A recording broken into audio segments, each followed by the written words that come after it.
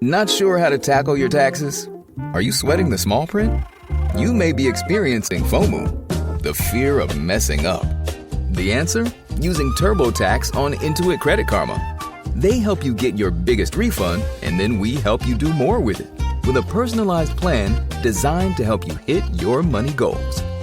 It's time to take your taxes to the max. Start filing today in the Credit Karma app. Listen, all you New Yorkers. Taxi. Okay, we're looking around. This is the 77 WABC minicast.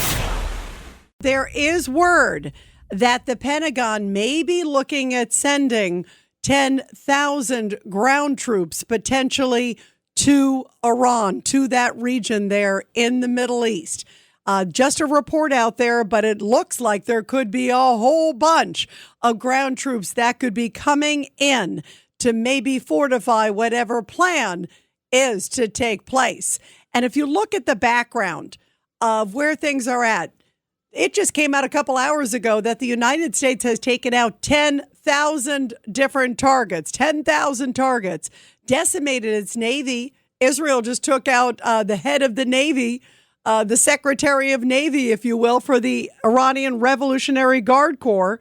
And when you have that, it means there is nothing left, basically. But they are still not submitting. And I contend it's because they're fanatics. These people are diehards. So earlier today, we spoke with General Keith Kellogg on Katz and Cosby. I wanted to play this for you because Keith Kellogg, of course, was the former special envoy, knows President Trump super well, has been a military leader for a long, long time. He is a warrior. And this is what he first had to say. This is cut number one. And this is Keith Kellogg talking about Karg Island. That's that location that's just off the coast there of Iran. It's part of Iran, but it's a little island. And 92% of Iran's crude oil exports go from that island. So if you take Karg Island, you cripple Iran. And Keith Kellogg says that needs to happen. Take a listen. I'm not concerned at all. I mean, they're talking. It's all bluster. And this is one of those, just go about your daily activities. I'm not worried about it. Look, my take is a little more aggressive than the president is. I would go in and I would use ground troops to take Karg Island and also the islands offshore of Bandar Abbas and free up the Strait of Hormuz and also basically neutralize their economic ability to produce 80 to 90% of their oil out there. And I know that there's risk to it. And I don't need anybody to tell me about risk. I kind of got it. I know it.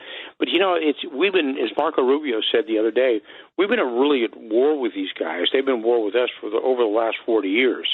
And I think, you're getting kind of tired of it. I reminded of the Romans were with Carthage in the Punic Wars, the Third Punic War, 100 years before Christ. They finally got fed up with them and invaded Carthage and basically destroyed the city and took 50,000 captives, and you never heard from Carthage again. It's kind of the same way we need to treat Iran, and I think we can do it. And I think that's the way to do it, instead of just saying, well, we have to keep worrying about this for 5 years, 10 years, 15 years down the line. And you're right about one thing. Their leaders, the ones that are still alive, like a guy named Vahidi, these guys are all hardliners. They're all Revolutionary Guards. They all came up through it the last 40 years. They don't like America, and you basically have to get rid of the government. It's a theocratic government that's against America. They're going to be there at the end of Trump's tour, the next term, if you leave them. And I am saying now's the time we need to finish this in the Middle East, get it done with, finish it up, bring them back to normalcy as best you can in the region, and then move on. We're the only country that could do it. President Trump was the only guy who had the guts to do it, and he's done it. We're into a war now, and we should treat it like a war. It's not a business deal. It's a war. And, it's really interesting. So he continued about that, saying, you need to finish the job. If you're going to go in, he brought up the analogy almost like Normandy. You send the guys on the beaches. You can't go halfway through the beach. Hey, can you turn around? And he also equated this moment truly is a historic moment. There is no doubt. President Trump has really reshaped the Middle East. He reshaped Venezuela, that's for sure. He reshaped the drug cartels because they don't have a lot of business now, at least via boats, because they're afraid to be on the boats that they might get taken out. President Trump today was saying that 98% of the drug traffic on boats has been knocked out. And he wants to know who's the 2%. Who are the crazy 2%ers that say they want to get out there? But here's a little bit more from General Keith Kellogg saying this must be treated cold, it must be treated clear, and it must be decisive because you don't want to have a Hitler replaced by a Himmler in Iran. You don't want to have another bad guy resurrect himself right after all the bombing and everything else, and then it kind of goes back to the way it was. He said, no, you have to decimate them, you have to make them submit, and then you got to make sure that you've set the ground for a whole new set of leaders that will be good to the Iranian people. Take a listen. Here's some more of Keith Kellogg. Yeah, I think you're right, Rita. And the fact is, when you and I were in Normandy, when you look down on the beaches and you walk the beaches, could you imagine if they'd gone on the beach and then they decided to call it off? You can't. Once you're committed, once Eisenhower committed on Normandy, they went forward. It had horrific losses. They know that, but they had a job to do. And our military and our men and women in the military are great, and they will finish that job. It's one of those things that everybody has to realize. This is not a business deal. This is war. And I think when you look at Marco Rubio, his explanations were good. President Trump needs a good wartime consigliere that says basically we just have to go with it and finish the job that's out there. And he's going to get a lot of people pushing back against him. But I think this is a threat to the United States and to the world, just not the region. That has to be finished once and for all. Again, just like the Romans decided before Christ with the Carthaginians. Enough is enough. Let's finish the job. Do it right. Bravo. I agree with General Keith Kellogg. It is time to make sure that it is fully completed, that it is absolutely carried out, not just 100%, but 110%, and that it is done right. Because if you don't, what's the reason for doing it, period? Now, President Trump is extending. He's doing this pause on Iran energy plants. So you have to wonder, why is he holding off on the strikes? Is that genuine or is that a good bluff? So the Iranians get kind of rest on their laurels. Remember the other day, they were kind of resting on their laurels, and then suddenly a massive bomb came in front of about 40 of the Iranian leadership all at once. So it could also be a good negotiating tactic. And the stakes couldn't be higher because today during that cabinet meeting that President Trump held, and it was voluminous. I mean, he went on and on and on. He talked about the woman Sheridan Gorman in Chicago, how she would be alive today if it weren't for these sanctuary city policies. He talked about, oil. He talked about TSA. And he definitely talked a lot about what's going on in the Middle East. And also Steve Witkoff, who is his big negotiator and longtime friend, longtime confidant. And he's the guy who's been over there dealing with the Iranians directly and indirectly. Mostly indirectly because there's always an intermediator there. And he came out and said some really stunning stuff, talking about how Iran really was very close to nuclear weapons. Listen to this chilling statement coming from Steve Witkoff, who I know, he's a good guy. He's a straight shooter. And this is pretty chilling. From them.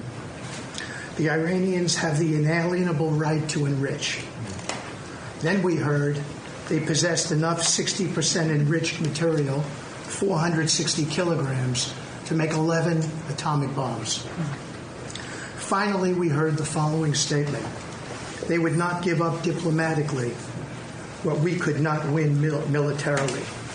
In other words, they were again miscalculating the success of Midnight Hammer, which was a total success. These are incontrovertible signs among many other signs, sir, that their regime had not given their negotiating team authority to make a deal required by you. We can that they had enough enriched uranium to make 11 nuclear weapons. If that doesn't send chills down your spine, 11 nuclear weapons, think about the damage one could do. With a rogue regime like this, you know darn well they would use it. Look what they're doing with the ballistic missiles. They did the one at Diego Garcia. There is no restraint with this regime. So I say bravo to President Trump. And it's a disgrace that so many people in the media and on the Democratic side seem to be pushing for a lack of success. What, they would rather have a rogue regime stay there in Iran, so that would make them happy? And I'm really glad today, one of the other big highlights in that meeting was Pete Hegseth. I want to play this. This is cut 14. And this is Pete Hegseth because he took it to the media. Remember, the media's in the room there in the White House, and President Trump has everybody around him. And then he looked at the people there in the crowd, the reporters, and said, you know what? Shame on you. Listen to Pete Hegseth, the Secretary of War, taking them to task. Navy leader. Now that here's the thing about the media, though. If President Trump had not acted, you'd be screaming, why not? And now that he has taken decisive action, you're asking, well, why did you? It's the same old tired playbook, TDS in your DNA. But the hardworking, God-fearing, patriotic Americans out there know better. And you alluded to this, President Obama, Mr. President. Here's a fact that you don't hear on your networks, but we know. Many of the Iranian military factories and bases that we're systematically destroying were paid for by the pallets of American cash that Barack Obama flew into Tehran. I love that. There's like no nonsense there. It's like, okay, he funded the regime and we're trying to dismantle it. And what's wrong with you in the media that you don't just wake up?